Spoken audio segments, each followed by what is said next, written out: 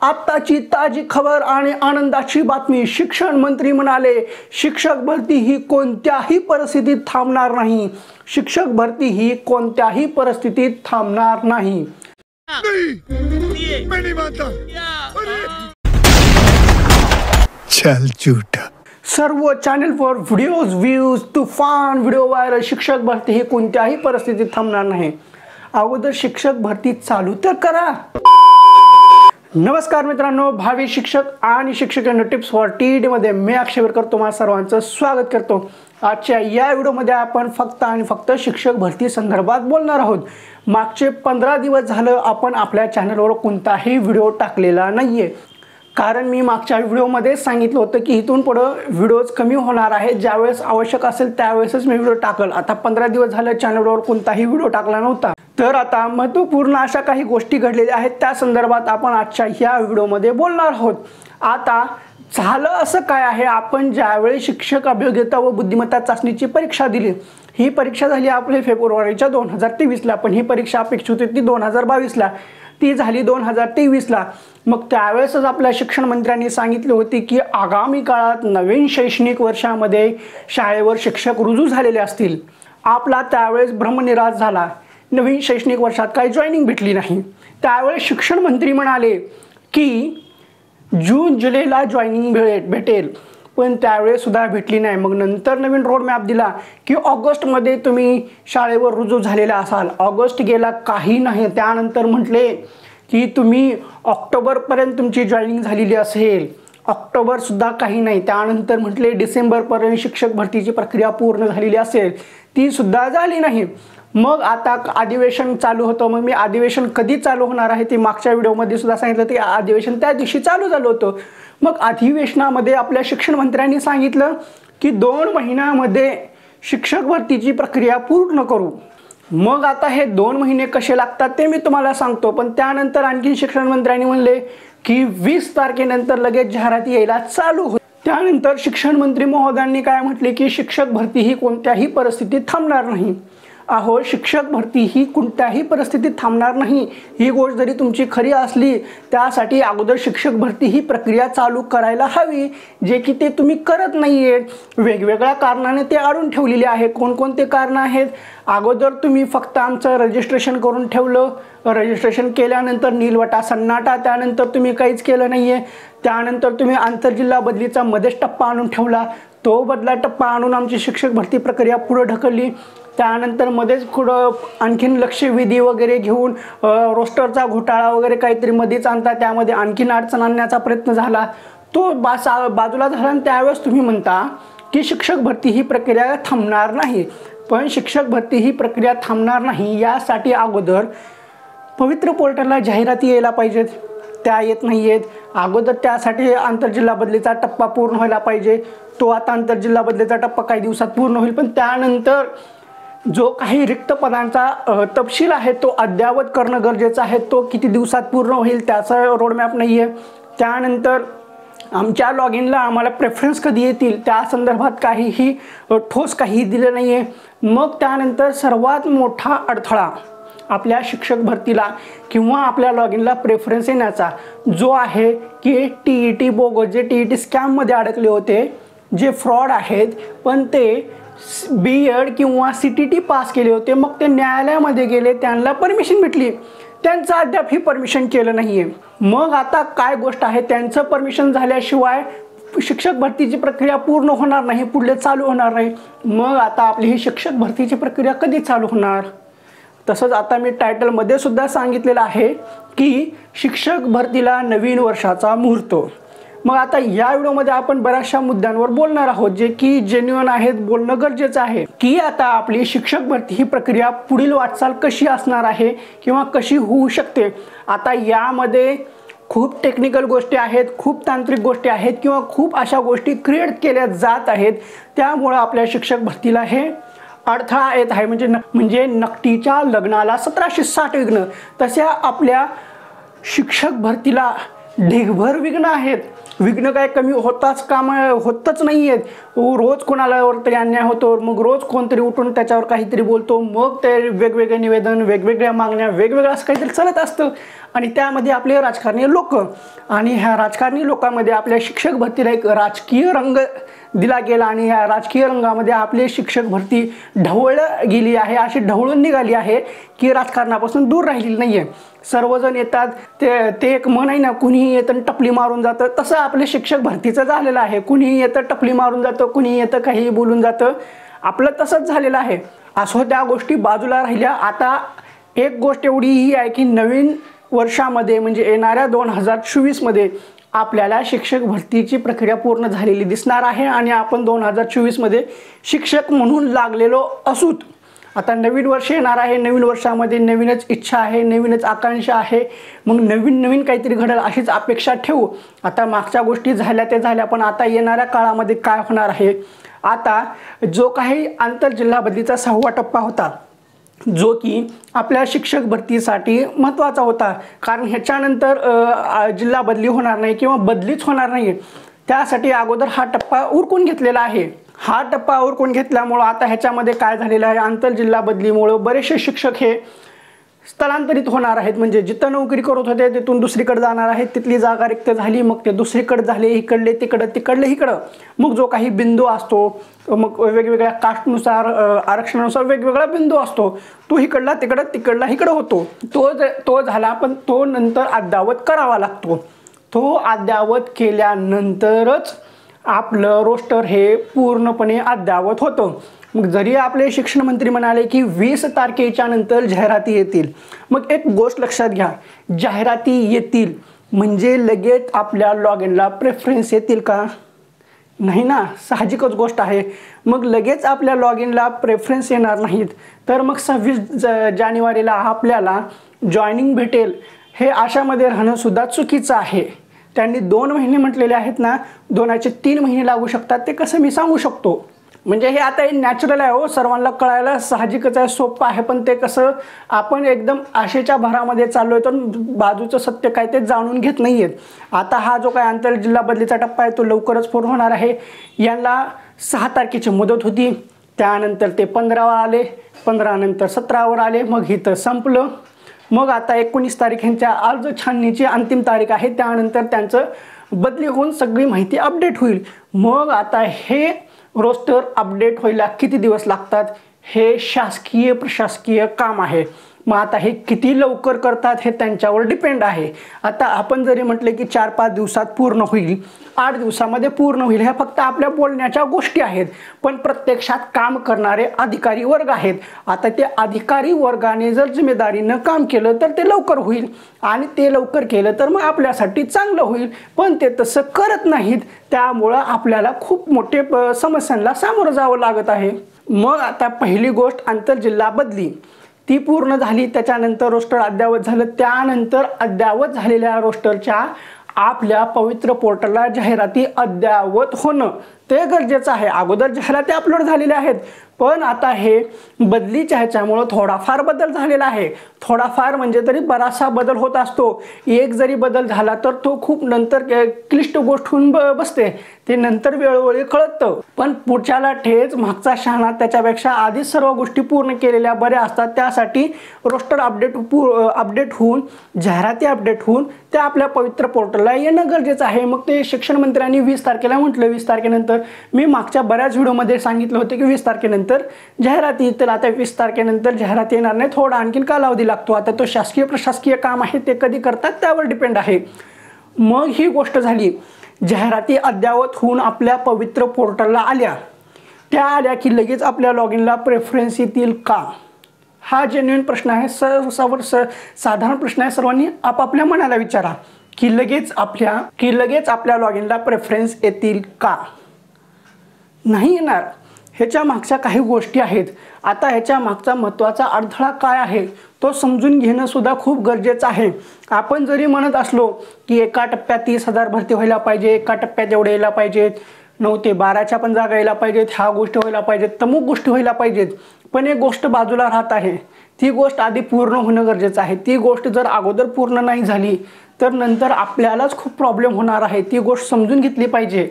आता झालं, roster update झालं, जाहिराती अपडेट करून झालं. त्यानंतरचा महत्त्वाचा टप्पा आहे जे काही TET स्कॅममध्ये अडकलेले आहेत, आता मी इथं कुणाचाही सपोर्ट करत नाही आहे किंवा कोणाच्याही विरोधात बोलत नाही आहे, त्यामुळं अशा तशा गोष्टी न बोललेल्या बऱ्या. जी फॅक्ट आहेत ते मी तुम्हाला सांगतोय. आता जे काही TET फ्रॉडमध्ये अडकलेले होते, TET स्कॅममध्ये, TET बोगस म्हणा, आता ते विद्यार्थी BEd केलेले आहेत, त्यांनी CTT पास केलेला आहे. मग असे काही विद्यार्थी अगोदर नागपूर आणि मुंबई उच्च न्यायालयामध्ये गेले होते. मग ते गेल्यानंतर त्यांना सुरुवातीला अंतरिम परवानगी दिली होती. मग ती अंतरिम परवानगी दिल्यानंतर त्यांचं पवित्र पोर्टलला रजिस्ट्रेशन झालं. मग ही गोष्ट पाहून असे कित्येक उमेदवार होते की जे TETच्या स्कॅममध्ये अडकले होते. मग त्यांचं BEd ही झालेलं होतं, मग ते CTT ही पास झालेले होते. मग ते नागपूर आणि मुंबई उच्च न्यायालयामधल्या रिझल्ट पाहून ते सुद्धा औरंगाबाद म्हणजे सध्याचं संभाजीनगर या न्यायालयामध्ये गेले. मग असे भरमसाठ विद्यार्थी आहेत, त्यांनी आपले हे करून टाकले, याचिका टाकले. मग त्यांचं सुनावणी झाली. मग त्यांना सुद्धा सुरुवातीला अंतरिम मुदत दिली, म्हणजे अंतरिम दिलासा दिला. या अंतरिम दिलासामध्ये काय सांगितलं होतं की तुम्ही या उमेदवारांचं रजिस्ट्रेशन करून घ्या, पण त्यावेळेस त्यांना काहीतरी अटी सांगितल्या होत्या. मग त्या अटी काय होत्या की ज्यावेळेस हा उमेदवार पवित्र पोर्टलला रजिस्ट्रेशन करेल, ह्याचं रजिस्ट्रेशन जरी झालं तरी हा उमेदवार आम्हाला विचारल्याशिवाय तुम्ही शिक्षक म्हणून याला रुजू करू शकत नाहीत. आणि याच्यामध्ये वेगळ्या अटी होत्या. हा उमेदवार एकतर TET स्कॅममध्ये जरी असला तरी त्याने तो त्या प्रमाणपत्राचा उपयोग करू नये. मग हा फक्त एकतर BEd झालेला असावा किंवा CTT पास झालेला असावा, अशा अटी होत्या. या अटींची पूर्तता केल्यानंतर त्यांना रजिस्ट्रेशन करण्याची परवानगी होती. मग ते नागपूर आणि मुंबईवाल्यांचं झालं. मग हे झाल्यानंतर मग जे काही औरंगाबाद होते त्यांना सुद्धा परमिशन भेटली. पण मग झालं असं काय, त्यानंतर यांची सुनावणीची तारखा सारखं चालू होत्या. मग त्यानंतर यांना अंतिम दिलासा सुद्धा भेटला. मग हा अंतिम दिलासा भेटला. मग हा अंतिम दिलासा भेटल्यानंतर मग झालं काय, आता अंतिम दिलासा भेटल्यानंतर मग ह्यांची फाईल क्लोज झाली. आता फाईल क्लोज झाली म्हणल्यानंतर ह्याच्यामध्ये काही गोष्टी असतात, त्या समजून घेणं गरजेचं असतं. आता गोष्टी काय घडलेल्या आहेत, ज्यावेळेस अंतरिम दिलासा दिला होता त्यावेळेस काहीतरी अटी होत्या. मग आता अंतिम दिलासा दिल्यामुळं ह्या अटी बाद झाल्या. मग आता ह्यांना झालं काय की ह्यांचं जर रजिस्ट्रेशन झालं, ह्यांना जर चांगले मार्क असतील, पॉईंट टू बी नोटेड, ह्यांना जर चांगले मार्क असतील तर ह्यांना जॉब लागेल. मग आता ह्यांना जॉब मिळण्यासाठी परत न्यायालयामध्ये जाण्याची गरज नाही. प्रेफरन्स दिले, त्यांचा नंबर लागला, जॉईनिंग मिळून जाणार. मग आता पूर्वी काय होतं, ह्यांना प्रेफरन्स वगैरे दिलं, जॉईनिंग जरी भेटत असेल तर न्यायालयाच्या चक्रा मारावं लागत होत्या. आता तसं नाही. यांनी प्रेफरन्स दिले, यांना चांगले मार्क असतील, परत एकदा पॉईंट टू बी नोटेड, यांना चांगले मार्क असतील, ते त्यांच्या मार्कानुसार जर लागले तर ह्यांना सरळ सरळ जॉईनिंग मिळून जाणार आहे. फक्त हाच मुद्दा आहे, यांना आता सरळ जॉईनिंग भेटणार आहे. मग आता न्यायालयाने सुद्धा यांना परमिशन दिलेली आहे. मग न्यायालयाने परमिशन दिल्यानंतर मग यांना सांगितलं होतं की नोडल अधिकारी नेमला होता. हा नोडल अधिकारी काय करणार होता, यांची जी फाईल आहे, यांनी जी याचिका टाकलेली आहे, या याचिकेचं सर्व डिटेल तपासणार. मग ह्यांचा फॉर्मचं सर्व डिटेल त्यानुसार यांचं सर्व क्लिअर होणार. पण आता हे सगळं क्लिअर होऊन सुद्धा यांच्या नोंदणी झालेल्या नाही आहेत. मग आता एवढ्या सगळ्या गोष्टी घडल्यानंतर सुद्धा आज सुद्धा यांच्या नोंदणी करून घेतलेल्या नाही आहेत. मग ह्याच्या नोंदणी करून कशा घ्यायच्या, आता सर्व डिटेल झालेलं आहे. फक्त आता हे फायनल आणखीन त्याच्यावर डिस्कशन चालू आहे. काय डिस्कशन चालू आहे, एवढ्या सगळ्या गोष्टी घडलेल्या आहेत. आधीच शासन प्रशासनाचं नाव खराब झालेलं आहे. कशामुळं, आपल्या तुकाराम साहेबांमुळं. तुकाराम साहेबांनी खूप दिवे दाखवले आहेत, त्याच्यामुळं आपल्या शिक्षण प्रशासनाचं आणि शिक्षण विभागाचं नाव खूप खराब झालेलं आहे. मग आता त्यातल्या त्यात ह्यांना परमिशन तर भेटलेली आहे. मग परमिशन भेटली, त्यातल्या त्यात अंतिम भेटलेली आहे. मग आता याच्यावर आणखीन ते विचार करत आहेत. मग आता कसं करायचं, काय करायचं, सगळं झालेलं आहे. मग केलं तर काय होईल, नाही केलं तर, अशा हे चालू आहेत. त्याच्यामध्येच हे दिवस वाढवत आहेत. आणि ह्या वाढलेल्या दिवसामध्ये आपली शिक्षक भरतीची प्रक्रिया ही सुद्धा वाढत आहे. मग आता मला सांगा, ह्यांचं रजिस्ट्रेशन करून घेणं खूप गरजेचं आहे. न्यायालयाने परमिशन दिलेली आहे. शासन प्रशासन स्तरावर ह्यांचा विचार चालू आहे, पण दिरंगाई केली जात आहे. मग आता एक गोष्ट लक्षात घ्या, हे विद्यार्थी न्यायालयापर्यंत जाऊ शकतात, तिथून लढा जिंकून येऊ शकतात. मग आपले शिक्षण मंत्री सुद्धा म्हणतात की 20 तारखेपासून जाहिरात येणार. जाहिरात येणार म्हणजे काय प्रेफरन्स येणार नाहीत.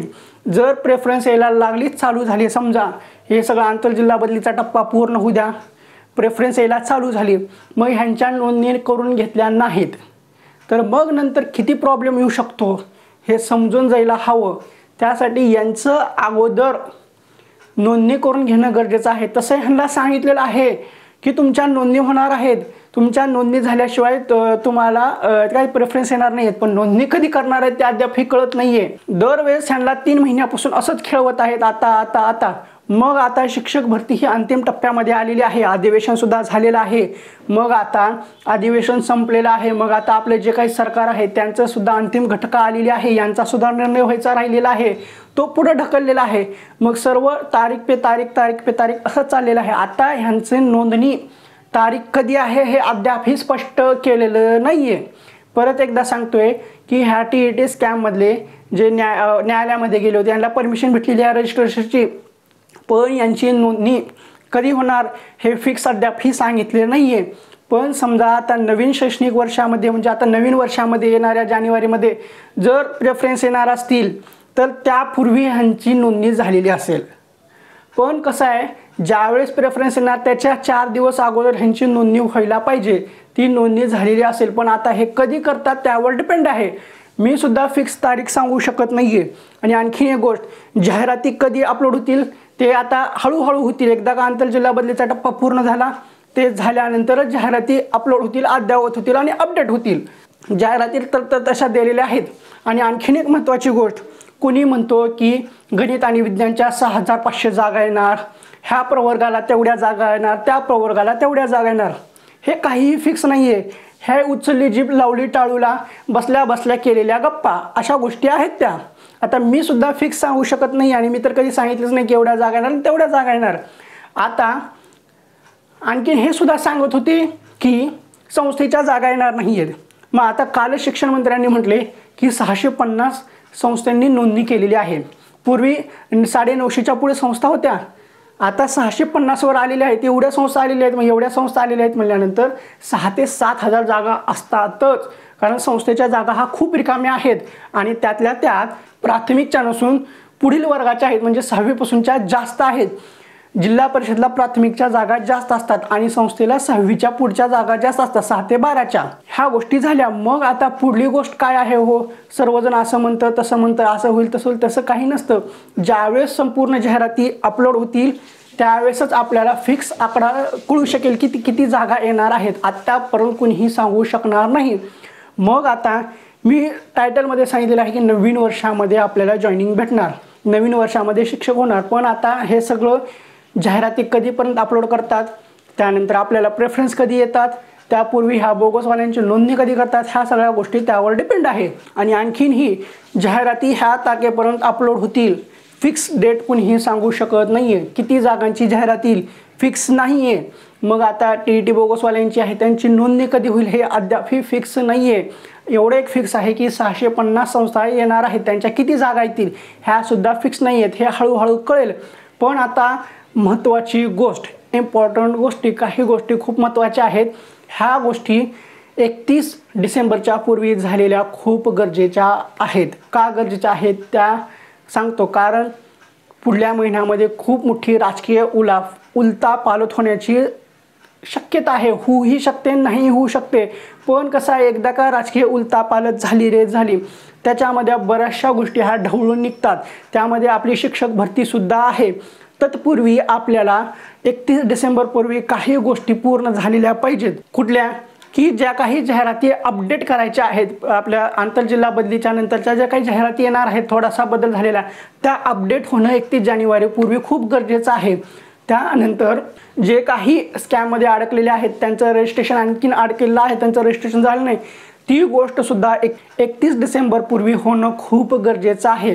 आणि त्यानंतर सर्वात महत्त्वाची गोष्ट, आपले 10 तारखेच्या अगोदर आपल्या लॉगिनला प्रेफरन्स येणं खूप गरजेचं आहे. एकदा का आपल्या लॉगिनला प्रेफरन्स आले आणि आपण आपले प्रेफरन्स लॉक केले तर आपण ह्या भरतीतून मुक्त झालो असं समजायला हरकत नाही आहे. कारण हे जर प्रेफरन्सच लवकर चालू झाले नाही 10 तारखेच्या अगोदर, परत एकदा सांगतोय 10 तारखेच्या अगोदर आपले प्रेफरन्सचा कार्यक्रम सुरू व्हायला पाहिजे.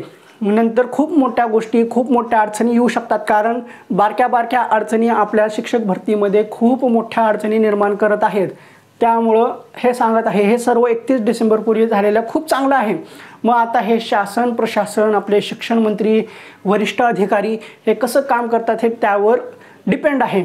असो, जेवढं काही महत्त्वाचं होतं तेवढं सांगितलेलं आहे. आणखीन एकदा सांगतोय, ह्याच्यामध्ये फिक्स तारीख कुठलीही नाही आहे. जाहिराती कधीपर्यंत येतील, म्हणजे जाहिराती कधीपर्यंत फिक्स अपडेट होतील हे सांगितलं नाही आहे. जरी त्यांनी कार्यक्रम दिलेला असेल, जरी त्यांनी सांगितलेलं असेल की ह्या तारखेपर्यंत व्हा, ते काय हे असतं, सरकारी काम असतं, सरकारी कामाला वेळच लागतो, हे धरूनच चालावं लागतं. पण एक गोष्ट नक्की समजून घ्या की येणाऱ्या वर्षामध्ये, म्हणजे नवीन वर्षामध्ये आपल्याला नोकरी लागलेली असेल आणि नवीन वर्षामध्ये नवीन खूप काही चांगलं घडलेलं असेल, आपण अशी आशा करू आणि हा व्हिडिओ हे तेच थांबू.